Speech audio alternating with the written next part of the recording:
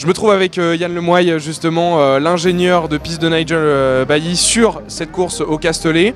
On va voir un petit peu ensemble au sein du team CMR cette Lamborghini Super Trofeo. Yann, bonjour, je suis très heureux de pouvoir voir ça avec vous. Expliquez-nous un petit peu justement les caractéristiques de cette voiture du championnat Super Trofeo qui pourrait être engagée là-bas.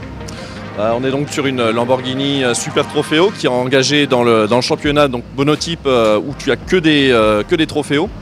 La différence de cette voiture globalement par rapport à sa grande sœur la GT3, ça va être principalement de l'aéro. On est sur une voiture donc, qui fait un peu plus de 600 chevaux pour 1500 kg. Transmission, la puissance à l'arrière, on est en propulsion sur ces voitures par rapport à un véhicule de route qui est en 4 roues. Et globalement donc, on est sur une voiture qui est voilà, très orienté course où tu as donc globalement tu retrouves un peu tous les éléments classiques d'une voiture de course avec l'arceau, les capots carbone et quand même un petit peu d'aéro. On fait rouler Nigel Bailly sur la voiture qui donc du coup elle transfuge de la Bentley GT3 sur cette Lambo.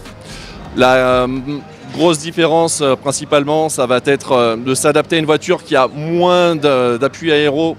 Passe d'une GT3 à une voiture on va dire de coupe mais qui reste avec des performances qui sont très similaires.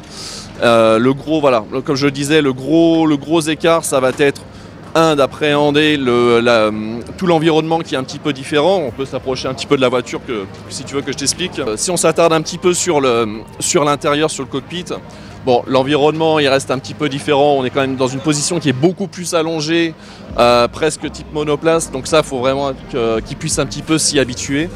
Et derrière ça, bon, après ça reste très similaire. On a réadapté tout le système PMR que Nigel connaissait dans la Bentley avec le frein donc, qui est sur le levier à droite du volant et la pédale d'accélérateur qui se trouve donc toujours derrière le volant et qui lui permet donc de reprendre les gaz puisque Nigel n'a pas la mobilité de ses jambes. Voilà, donc aujourd'hui se réhabituer un petit peu à un nouvel environnement dans une voiture qui est différente, qui fonctionne de manière différente également puisque comme je le disais on a un petit peu moins d'aéro, donc c'est un mode d'emploi qui reste différent de la Bentley mais avec des performances qui restent très similaires.